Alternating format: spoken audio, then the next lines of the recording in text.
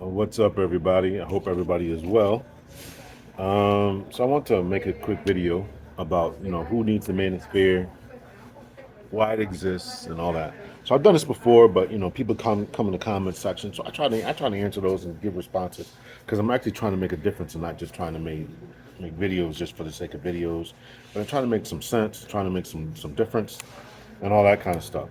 So make sure you hit the like button, hit this rate, subscribe, share, all that kind of good stuff, right? And listen, we're never going to convince anyone, and I'm starting to come to that realization. Even though I still think that we should do something to save the community, I recognize that everyone doesn't have this philosophy. Everybody doesn't have the mindset. Everybody doesn't think the same way. And you got to let the chips fall where they do, and you got to let people go their own way. And what you got to do is you got to save yourself, black man. You got to save yourself. And you got to do what's best for you. You got to make sure that you got to make the moves that you're making, make them the best. Be forward thinking, plan ahead. Learn from your mistakes, and just be the best version of yourself. So make sure you're doing all that. So again, why does the manosphere exist? Well, there's a couple of reasons. Number one, it's been a response to feminism and the over aggression and overreach of feminism. That's not just me saying that, but here I'm going to play a video for you so you can see what we're talking about.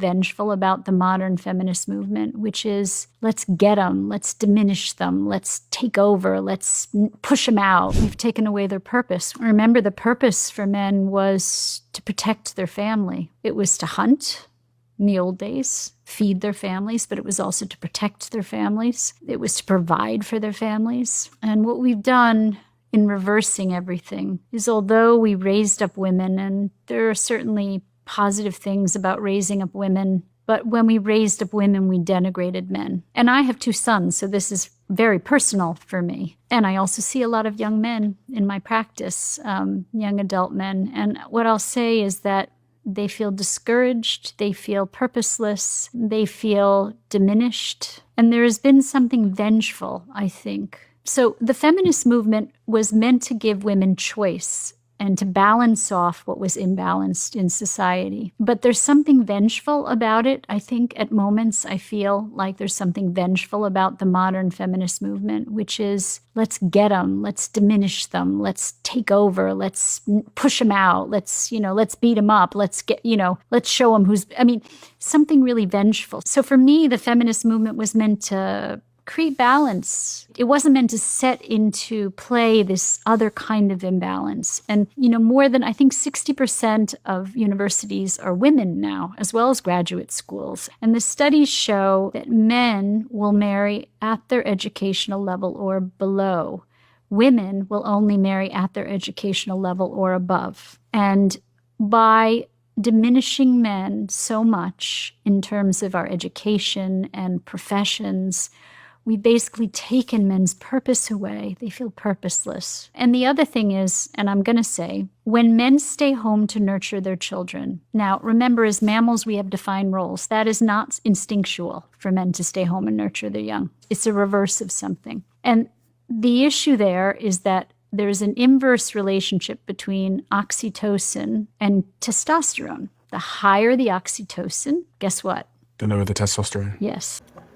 So this particular lady, you can go over to the Diary of a CEO and watch the full interview. She's a child development specialist, and in the full video that she did, she talked about how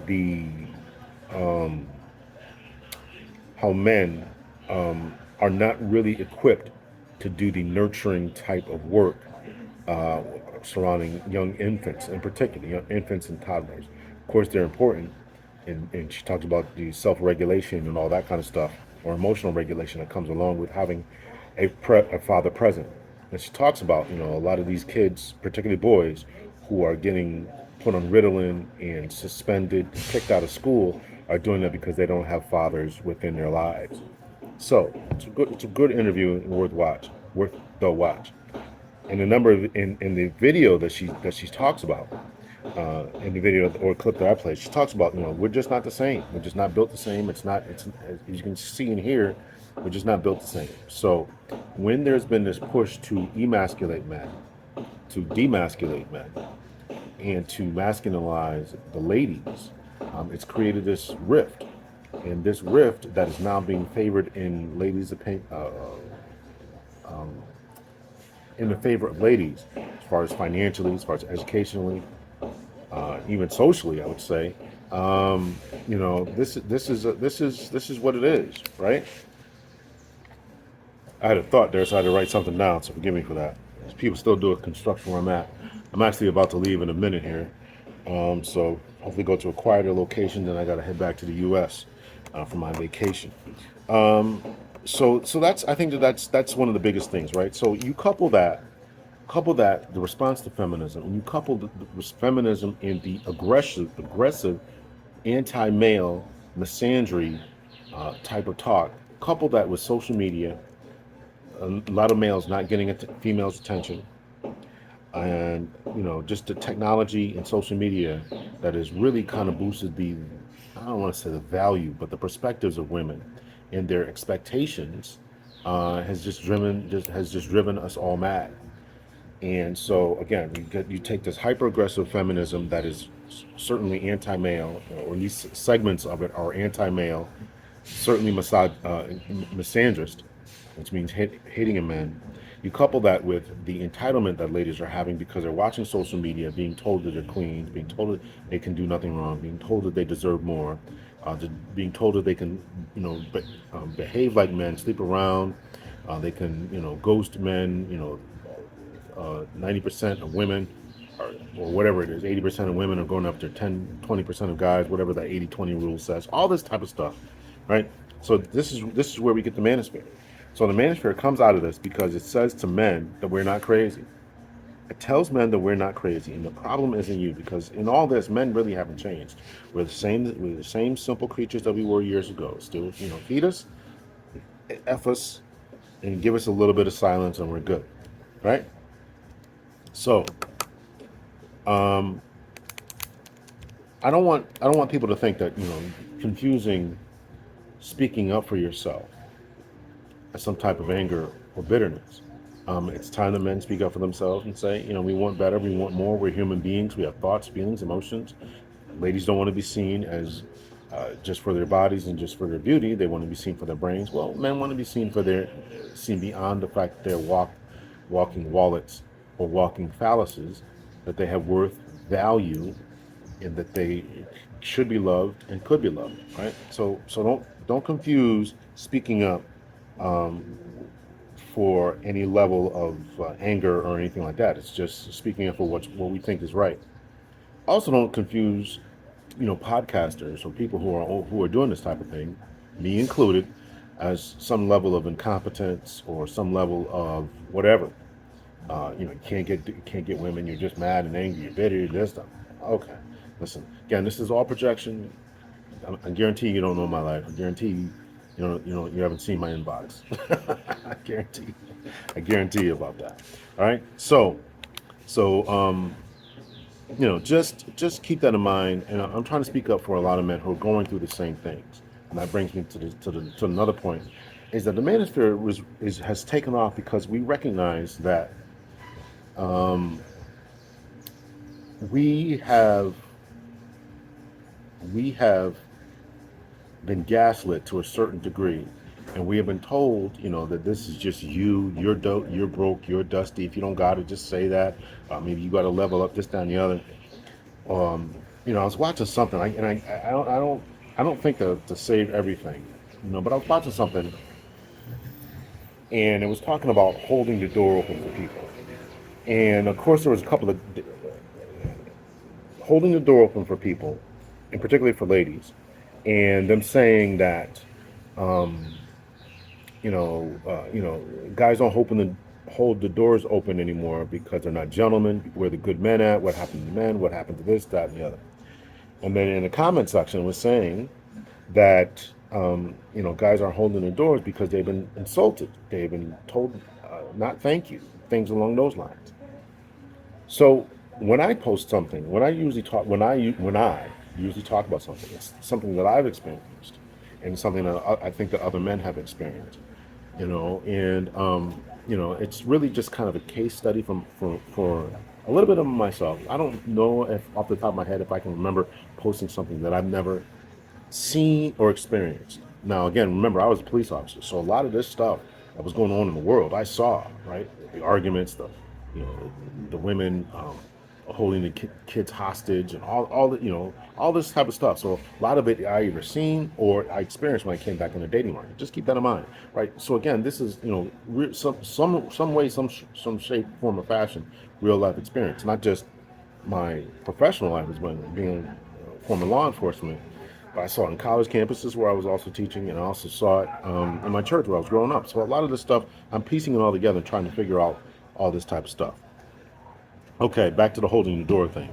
So it's been my experience. I've been in numerous states across the United States, numerous ethnicities. When I've held the door for people, they've told me out their own mouths, we don't need you to hold the door open for us. So when I watch a video about that, I know that I'm not crazy, and guys know that they're not crazy. When they see it, it's confirmation. It's saying, "Man, I've experienced this too. I've experienced this too." Now, when I went to the comment section again, there was a guy in there, I can tell by his name, saying that, y'all meeting wrong women. Where y'all meeting these women at?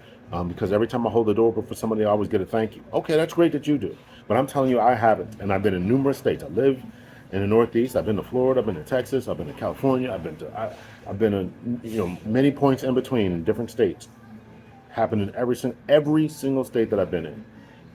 I'm just saying. I'm just saying that these experiences are not just by me, but they're by other people. They are experienced by other men, and they're trying to come together and put their stories together and trying to understand. Okay, is it me, or is it somebody else? Because I am the type of person. I can only speak for myself about this. I'm the type of person, I'm going to examine myself first. If I mess up, if something goes wrong in anything, whether it's in school, whether it's my job, whether it's with a woman, with my children, if I do something wrong, I got to analyze myself. I don't believe in pointing the fingers at other people. I got to look at myself and say, what did I do right, and what did I do wrong, and how do I learn from this? Right? I don't fail. I only learn. So that's my philosophy. I got to learn from this mistake, right? So we've all been through something like that. I want to play another video here. It's about a brother who's talking about, calling during the week.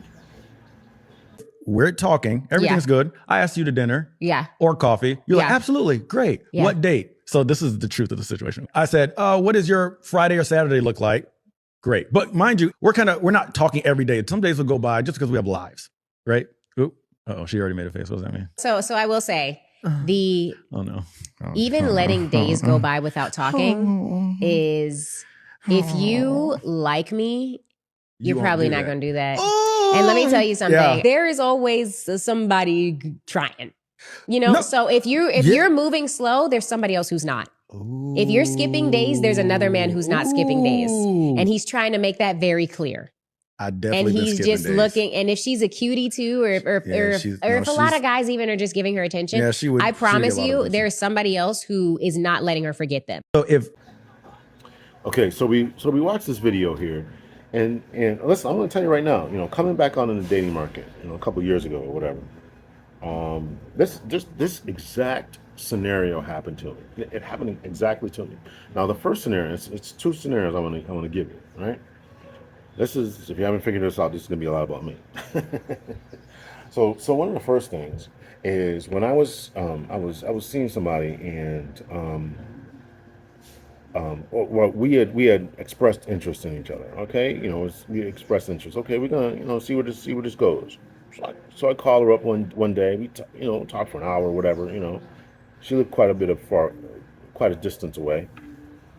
So then I called up the next day. Okay, we check in.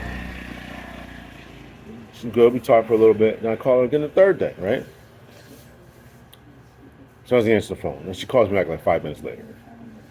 She's like, listen, when I said we wanted to kind of talk, get to know, I didn't mean you need to call me every day. And I'm like, again, I was a married dude before, right? So when you're married, you talk every day. So I couldn't understand, and I still can't understand how you expect to build a relationship with someone and you don't have communication every day. So I'm like, okay.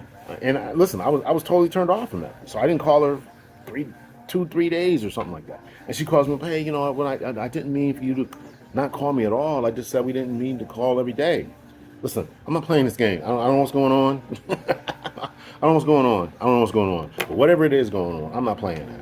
So when this guy makes the video talking about this, I'm experiencing that, right? Okay, so from that experience, I then go talk to somebody else. Okay, we're gonna try something else. I made plans with this person, right? Now, I think a problem that men have, particularly men who think like me, who are very, very linear, very A plus B equals C. A squared plus B squared equals C squared. 1 plus 1 equals 2. Very concrete, very linear thinkers. Listen, you know, I do X, I expect Y to happen. And if Y don't happen, I'm all in the mess, right? I pick up this, if I drop this pen, I'm expecting it to fall down.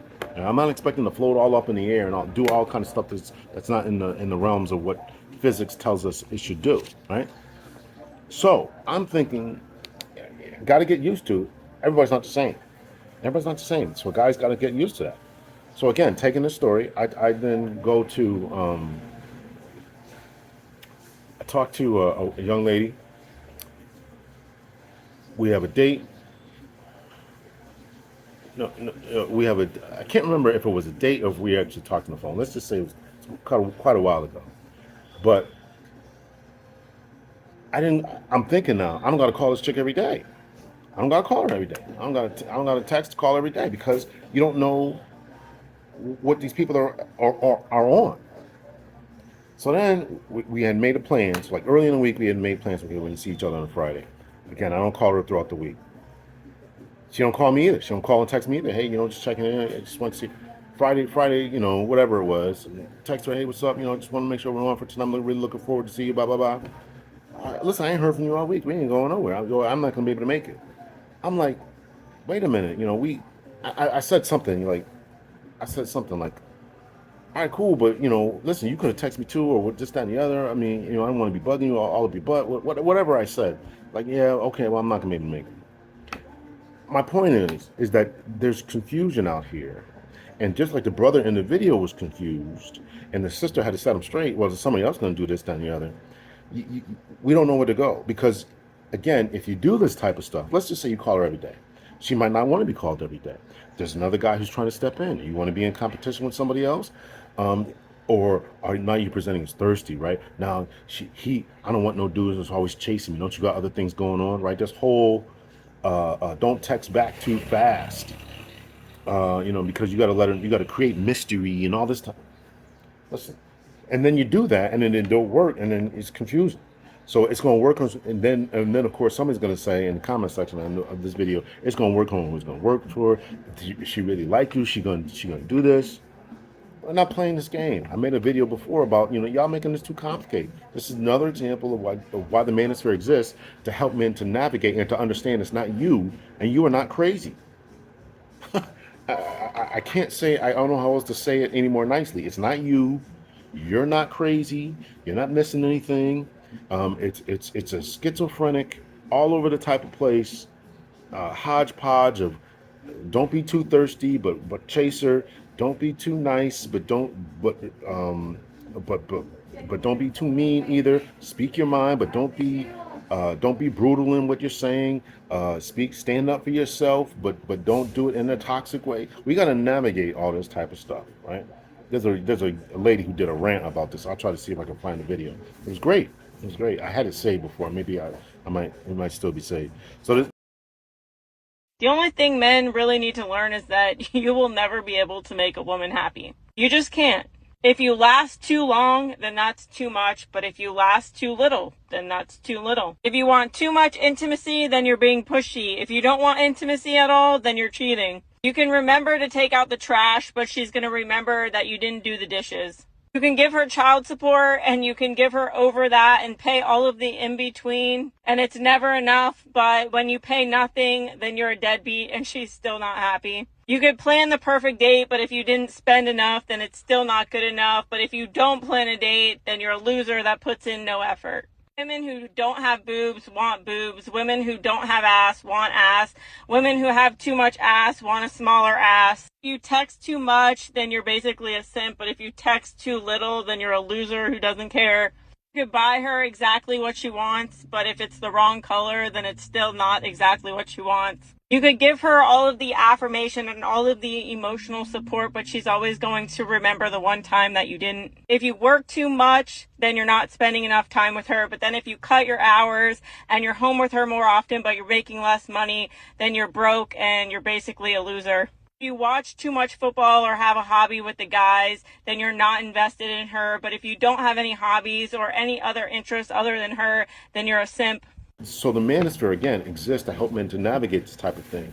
For the young men out there who are in their 20s, try to figure out this stuff, because they're entering into a place where myself as a 50-year-old, I got 30 years of experience, at least being married and stuff, right? These 20-year-olds, they don't know what this is, right? This is the world that they've come into. But if you're out in the dating market and you're a 40 or 50-year-old guy and you're walking on into this minefield of here's my number, but don't call me.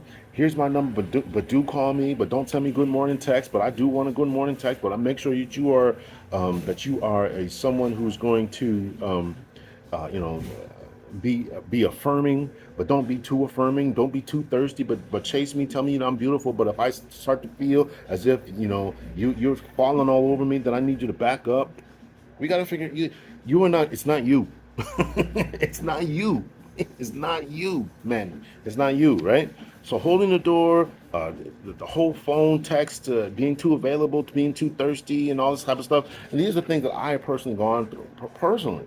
And I know, and I've seen these other videos of other men gather around this circle, this campfire, if you will, of the Manosphere, and comparing notes and saying, man, there's something crazy going on here, and we got to try to figure it out. So I'm trying to help men to figure it out, to try to navigate this, because I don't want you to lose your mind. I don't want you to go crazy and all that. So we're all kind of going through the same thing. We're all trying to figure this out. And while you're trying to do that, right, I want you to keep your sanity, and I want you to gain purpose about yourself, because you can't sit around worrying about what other people are doing and what other people are saying.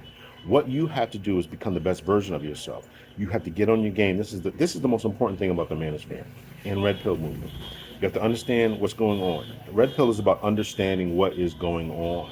This is the way that it is. And from there, you have to decide whether you're going to participate or whether you're not going to participate. The Manosphere is really just kind of more of an umbrella term. It's saying, men are just talking about divorce laws, about the nature of women, about, how to improve yourself. It's kind of an umbrella term. But the Red Pill is a place where it's really trying to get you to understand really kind of female nature and how, these different dynamics play out in your life. So I want you to be positive. I want you to stay positive, and I want you to develop positive habits.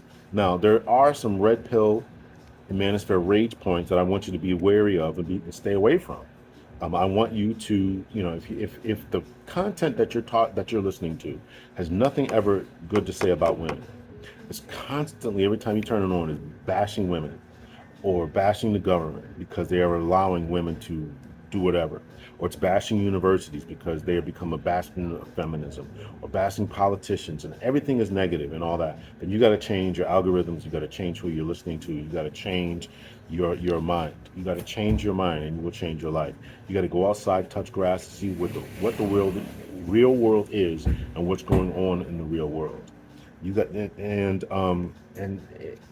hopefully the information, the positive information that you will get from persons like myself who are positive spaces are saying, this is what it is, but this is how you move accordingly. So how should you move accordingly? You should educate yourself. You should become well-read. You should develop a positive hobby. You should lay off of the funny movies. You should do everything you can to improve yourself. Make sure your beard is cut well. Make sure your hair is groomed.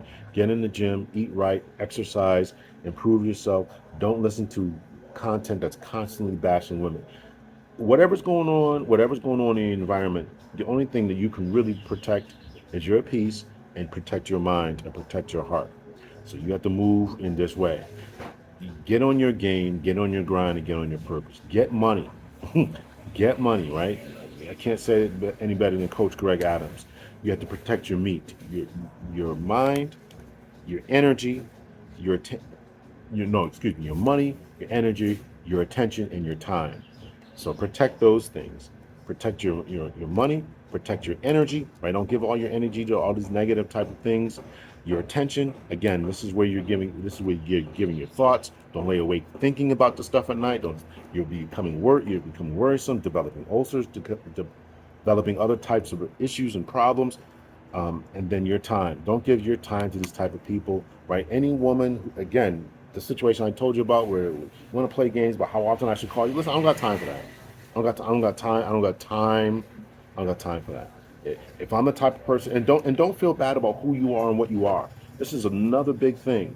You think that you have to adjust to other people. No, no, no. You have to find that one particular person. You have to be you. If you like to talk on the phone every day, if you want to really get to know someone and you're calling them, they don't want to reciprocate because you're too much and you're too thirsty and, I got other things going. Okay, well, listen, that ain't it. Develop an abundant mindset. Okay, if it's not you, it's going to be somebody else, right? But everybody's got this mindset now, and it seems as if it's becoming a cold, callous world where everybody's just like, F you then. So again, we got to navigate this type of stuff without developing negative habits, and without developing a negative mindset and attitude, right? So part of that meat, I would say the the A should also be for attitude, right? You got to protect your own attitude. Matter of fact, I'm going to change it. Right? Your money, your energy, your attitude, and your time. Protect your attitude. Don't become cynical. Don't become a negative Nelly. Don't become a person who's always looking for the bad in someone or who's always expecting negativity. And to people's credit, when I told you the story about when people are reading